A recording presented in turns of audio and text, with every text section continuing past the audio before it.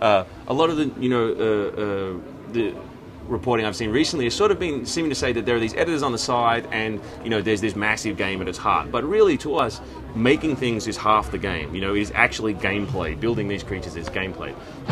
And one of the interesting things about that is when you say, okay, we're going to make you creative as a player, what actually happens is we better not make the things you make look stupid, So if you're going to say be creative, you want to make cool things, and you want it to be easy to make cool things, and you also want the tool to be easy to use. And the guys have done a great job, I think, because at the moment, if you want to get rid of a leg, it's as simple as grabbing it and throwing it away. If you say these spikes don't really work for me anymore, you can just grab them and throw them away. If you want to change the spine, you simply grab it, retract, and then say, I'll draw the shape that I want the spine to be. If you want something to be larger, you just scale it with the mouse wheel. If you want to replace something, you can just stomp it. And there's about 400 parts in the editor, base parts, which is really a big number to start with, but they all have different morph channels. And all these morph channels mean that there's actually virtually an infinite amount of content you can get in there, because you can put these parts wherever you like, you can scale them, move them, rotate them, morph them all over the place.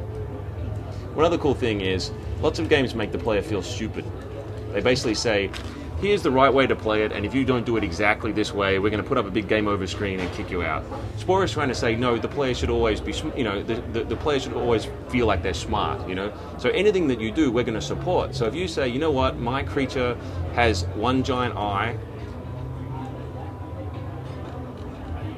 and he has a mouth on his butt, then we're going to say that's perfectly fine. This creature is valid. Just like the last creature you made, this creature is valid.